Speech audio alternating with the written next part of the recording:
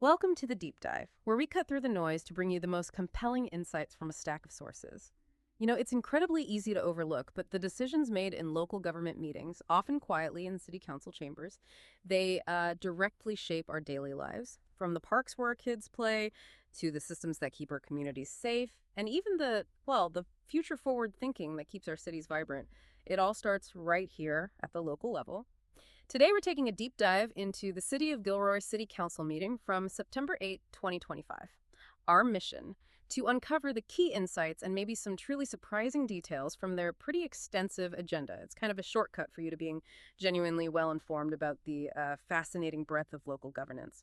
Before we jump in, just a quick but important note on civic participation. If you ever need translation help to speak during public comment at a Gilroy meeting, you can call the city clerk. That number is 4808-846-0204 or email cityclerk@cityofgilroy.org. Just got to do it at least 72 hours beforehand. And for written translation during the meeting itself, you can scan a QR code or visit bit.ly3fdigo. It's all about making sure every voice can be heard. So let's kick things off by looking at how Gilroy is preparing for, well, the unexpected. We often hear about grants for cities, but what do these specific awards truly mean for Gilroy's ability to respond to emergencies and support its community? Right. What's really significant here is that the City Council formally accepted a grant award from the Bay Area Urban Areas Security Initiative, UASI it's called, and there was a budget amendment for fiscal year 2026 alongside it. Gilroy is actually receiving $20,000 as a subrecipient, basically, funds passed through another agency. In this case, the City and County of San Francisco acts as the primary financial manager for the whole UASI region. And these aren't just general funds. They're specifically for buying emergency preparedness equipment and supplies. The core purpose is to enhance community preparedness and resilience through outreach, critical training, and public education. And there's a clear focus on prioritizing diverse and at-risk populations. It really ties into the Santa Clara County Local Roadmap to Community Resilience Project. Okay, so it's about building tangible readiness, not just some theoretical plan. And you mentioned equipment. Where exactly are these funds going? Yeah, a key detail is that these funds are specifically allocated to the Community Emergency Response Team, or CERT. For equipment, it's a reimbursement-based grant, which means, Gilroy spends the money first, then gets paid back. It runs from July 15th, 2025 to December 31st, 2025 with a maximum $20,000. And it comes with this comprehensive set of grant assurances. It covers basically everything from anti-lobbying and non-discrimination to environmental standards and whistleblower protections. Really highlights the robust federal oversight involved. Federal oversight. Now, this is where it gets really interesting, I think. Federal grants often come with their own unique set of rules, right? What unexpected federal requirement popped up here, and what does it tell us about how cities manage these funds? Absolutely. A critical aspect is the grants requirement for compliance with the Build America, Buy America Act, or BABA. This federal mandate prioritizes U.S.-produced iron, steel, and manufactured products for infrastructure projects. Now, there was a FEMA waiver effective until January 1st, 2023 for awards made during that period, but for most new awards like this one, BABA applies. What this really tells us is that for Gilroy, navigating federal funds isn't just about getting the money. It's about having incredibly robust internal policy tracking and adaptive procurement strategies.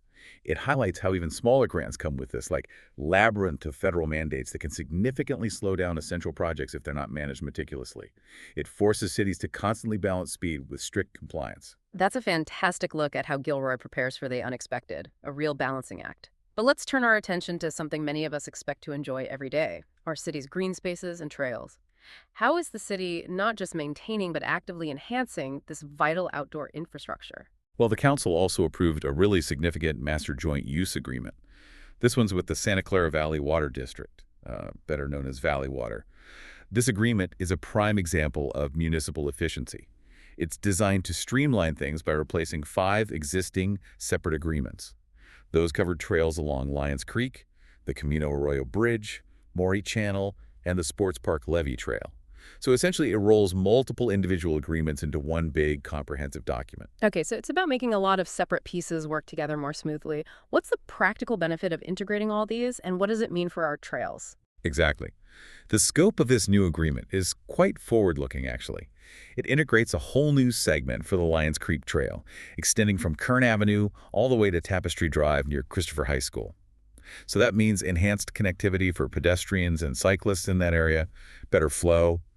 And the agreement clearly lays out the roles and responsibilities. Valley Water keeps what they call superior rights for vital functions like flood protection and water management, which means their core mission always takes precedence, naturally. The city, on the other hand, holds subordinate rights for developing and maintaining recreational improvements like trails. It ensures that public enjoyment works in harmony with and never compromises, critical water infrastructure. That makes sense. Critical infrastructure has to come first. Now, delving into the operational details, this sounds like a massive undertaking.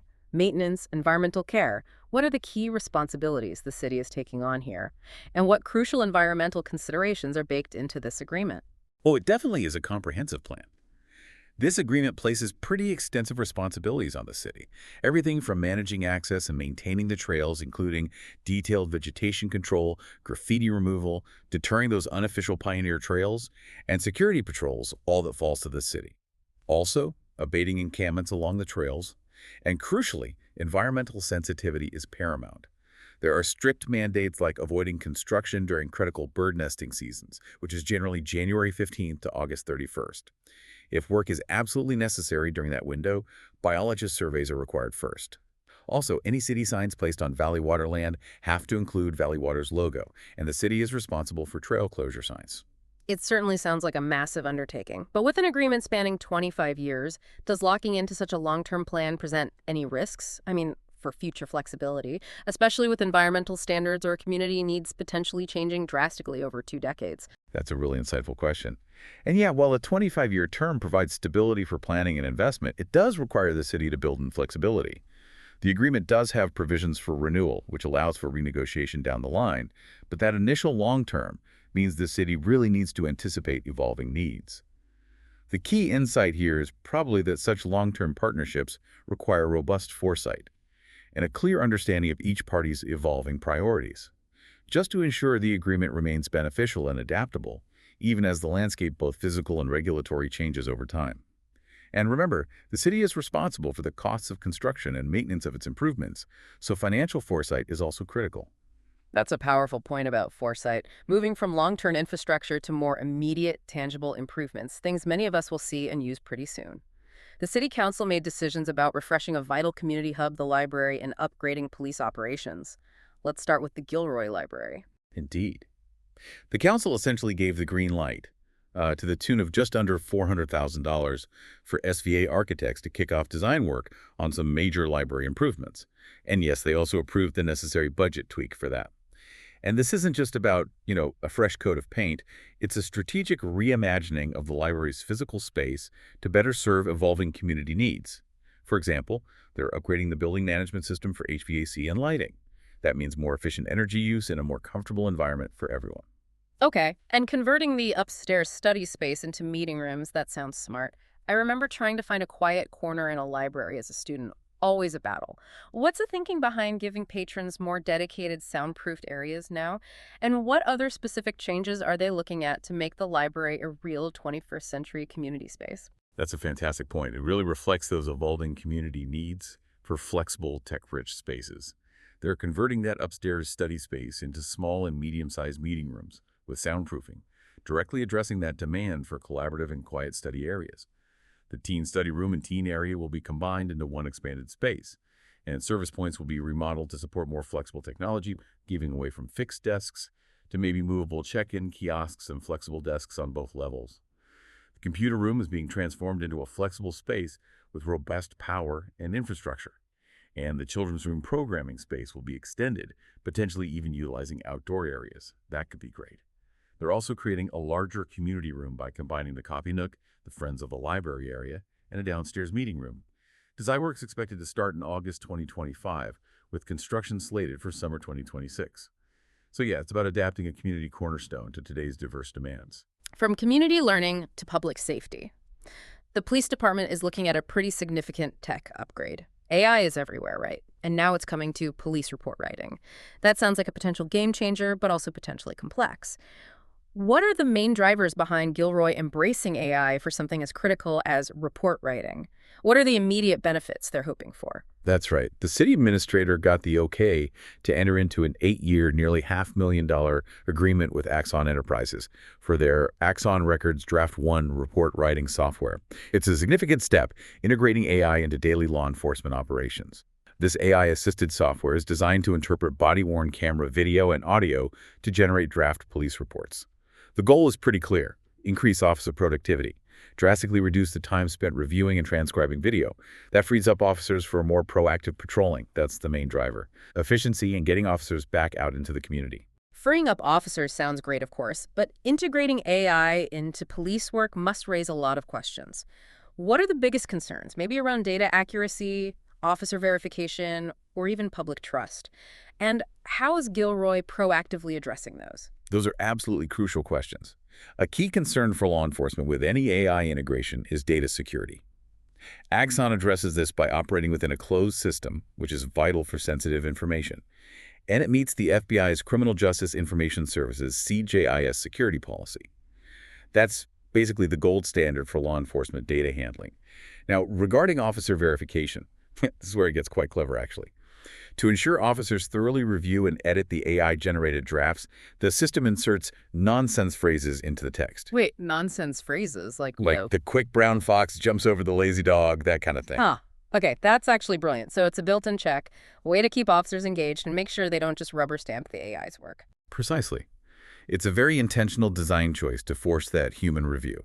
A pilot program involving 23 officers generated about 370 draft reports, and they estimated it saved about 24 minutes per report. Wow. That's a huge gain in efficiency. And to maintain proficiency and accountability, only officers off probation, typically after 18 months, will be allowed to use the system. Plus, the department can specify which incident types are eligible for AI assistance. It's not for everything. So it highlights how technology is being adopted to enhance public services, but it requires that careful consideration of both efficiency and robust oversight to maintain public trust. The human oversight is built right in. That's fascinating. Okay, beyond immediate projects like the library and police tech, the council also looked at the city's strategic future, how to use new funds for community well-being, and how to find new leadership. Right. An important item was the authorization to issue an exploratory request for proposals, an RFP, for the use of opioid settlement funds. Gilroy currently has just over $237,000 accumulated in this fund. And what's truly insightful here is the rationale behind this decision. The council specifically opted against just diverting these funds to the Killer County. They recognized that if they did, the money would likely get pooled with other opioid funds and primarily used in the urban core of Santa Clara County. That could potentially leave Gilroy's specific needs underserved. Oh, okay. So this reflects a proactive approach to local control over these specialized funds. Keep it local. The next steps involve this exploratory RFP, aiming to identify specific programs within Gilroy that can effectively use these funds. It avoids them just sitting there accumulating and ensures they address the community's unique challenges head-on. That makes perfect sense, tailoring the solution directly to Gilroy's needs rather than a broader regional approach. Smart.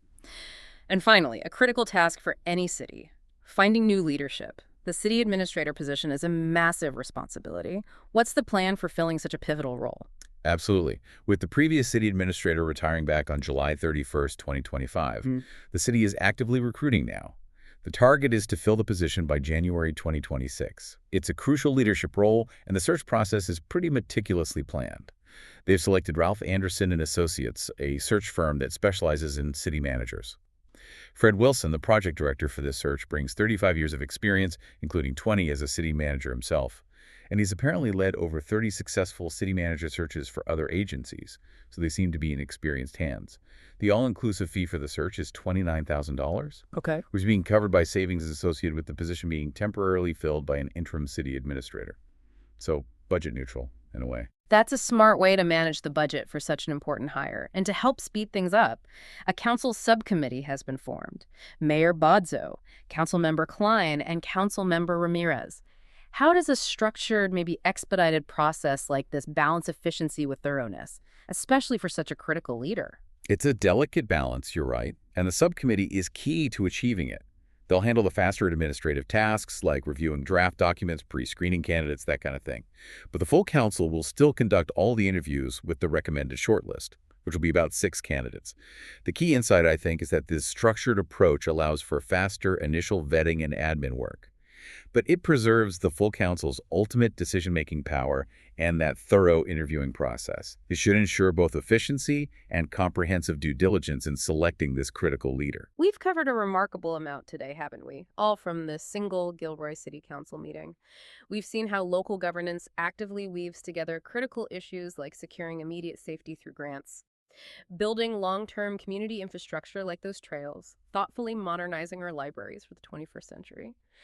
That fascinating, maybe slightly surprising integration of AI into policing, and a strategic planning involved in allocating new funds and finding new leadership. Each decision, no matter how small it might seem on paper, really contributes to the intricate tapestry of local governance and community development. Now, for a final provocative thought for you to consider. Think about how these seemingly disparate items, a grant for emergency supplies, new trail agreements, a redesigned library, AI and police reports, even the search for a new city administrator, how they're all interconnected, how they're shaping the identity and future of Gilroy. Which of these areas do you think will have the most significant, the most noticeable impact on the daily lives of residents 5 years from now? And how might the transparent and locally focused allocation of specific funds, like that opioid settlement, redefine community support systems in the coming years? It's all part of the deep dive into how our communities are built and evolve, one council meeting and one thoughtful decision at a time.